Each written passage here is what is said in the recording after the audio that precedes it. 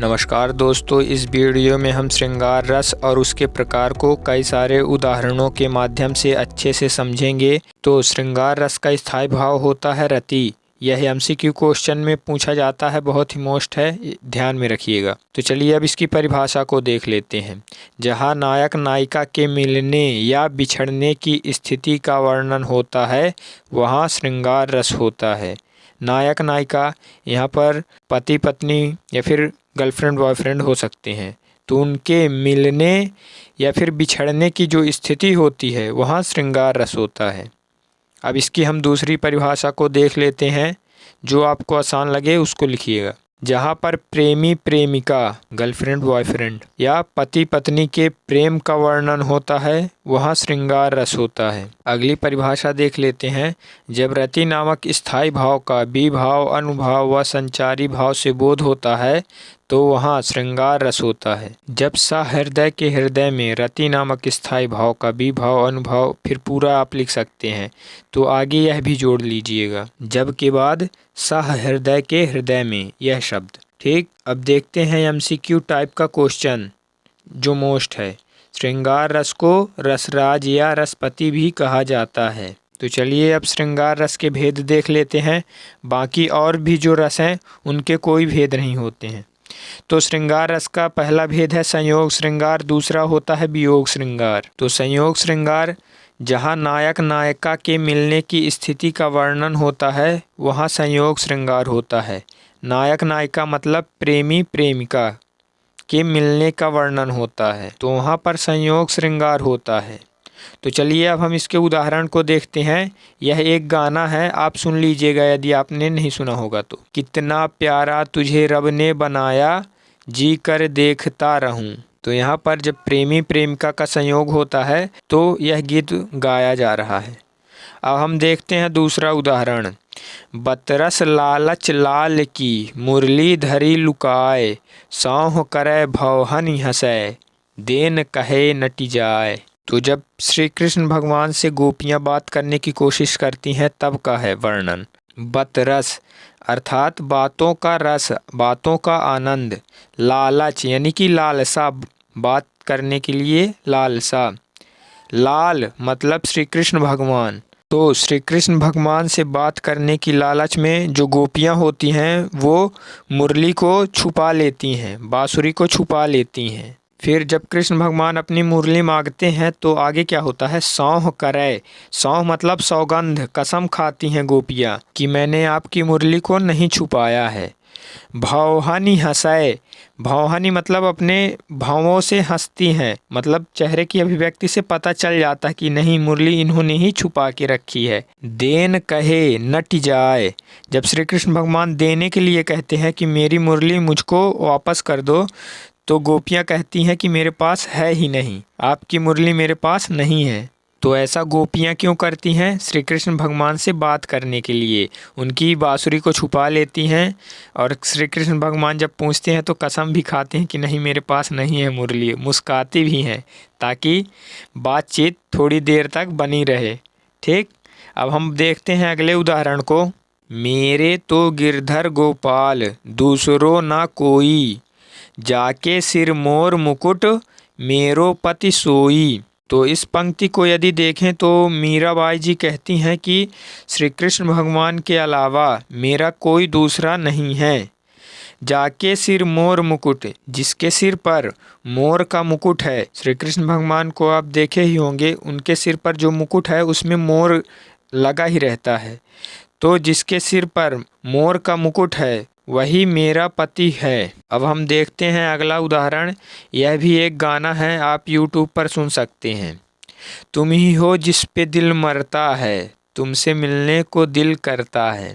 तो यहाँ पर जब नायक नायिका मिलते हैं तो अपना प्रेम व्यक्त कर रहे हैं गीत के माध्यम से। अब हम देखते हैं अगला उदाहरण। राम के रूप निहारत जानकी, कंगन के नग की परछाई। यह घटना है जब सीता माता और श्री राम के जयमाला का प्रोग्राम चल रहा है तब का है। तो राम के रूप निहारत जानकी, सीता माता राम जी का चेहरा देखती हैं तो इतनी मोहित हो जाती हैं कि जब सीता माता के कंगन में श्री राम जी का चेहरा परछाई दिखती है तो उसी कंगन में वो श्री राम की परछाई देखती ही रह जाती हैं। अब बढ़ते हैं अगले उदाहरण की ओर। घिर रहे थे घुंघराले बाल, अंश अलंबित मुख के पास।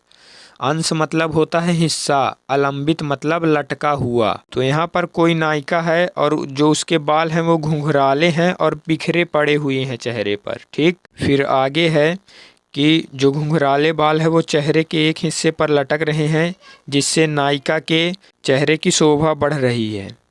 अब बढ़ते हैं दूसरे भेद की ओर। वियोग श्रृंगार, इसकी परिभाषा है जहाँ नायक नायिका के बिछुड़ने की स्थिति का वर्णन होता है वहाँ वियोग श्रृंगार होता है। नायक नायिका पति पत्नी के बिछुड़ने का वर्णन होता है। यहाँ पर बिछुड़ने का मतलब ये नहीं है कि जैसे बॉयफ्रेंड गर्लफ्रेंड में ब्रेकअप हो गया। बिछुड़ने का मतलब दूर हैं, जैसे कोई पति कमाने चला गया शहर पर तो पत्नी से दूर है, या फिर किसी भी कारण से एक दूसरे से दूर हैं, मिल नहीं पा रहे हैं तो उनकी एक दूसरे को याद आ रही है। अब इसको हम उदाहरण के माध्यम से देखते हैं। पहला उदाहरण एक संगीत है, शायद आपने सुना ही होगा। ऐ मेरे दोस्त तू लौट के आजा, बिन तेरे बिन जिंदगी अधूरी है। तो यहाँ पर प्रेमी प्रेमिका को याद कर रहा है। अब हम देखते हैं दूसरा उदाहरण। यह बहुत ही मोस्ट है, हर जगह देखने को मिलता है। हे खग मृग हे मधुकर श्रेणी, तुम देखी सीता मृग नैनी। यह वर्णन है जब सीता माता का हरण हो जाता है तो श्री राम जी व्याकुल हो जाते हैं और जीव जंतुओं से पूछने लगते हैं कि हे खग, खग मतलब आसमान में उड़ने वाले पक्षी, मृग मतलब कि हिरण जीव जंतु जो हैं, हे मधुकर श्रेणी, मधुकर जो फूलों का रस लेते हैं, भौरे, तो उन सभी से पूछ रहे हैं कि तुम देखी, क्या तुमने मेरी सीता को देखा है, मृग नैनी जिसकी आंखें हिरण जैसी हैं। तो यहाँ पर वियोग श्रृंगार होगा। अब देखते हैं अगला उदाहरण। अखियाँ हरि दर्शन को भूखी। हरि मतलब ईश्वर भगवान। तो कोई नायिका है जो अपने पति को ईश्वर मान रही हैं, वो कह रही हैं कि आपका चेहरा देखने के लिए आंखें तरस गई हैं। तो यहाँ पर भी वियोग श्रृंगार है। अब बढ़ते हैं हम अगले उदाहरण की ओर। निस्दिन बरसत नयन हमारे, सदा रहत पावन ऋतु हम पर, जब ते श्याम सिधारे। इस पंक्ति का अर्थ समझाते हैं आपको। निस्दिन बरसत यानी कि हर दिन दिन रात मेरे आँखों से अश्रु बह रहे हैं। सदा रहत पावन ऋतु हम पर मतलब कि हमारे लिए हमेशा पतझड़ बनी रहती है, विरह की स्थिति। जब ते श्याम सिधारे, जब से आप हमको छोड़कर चले गए हैं। तो यहाँ पर भी वियोग है। अब बढ़ते हैं हम अगले उदाहरण की ओर।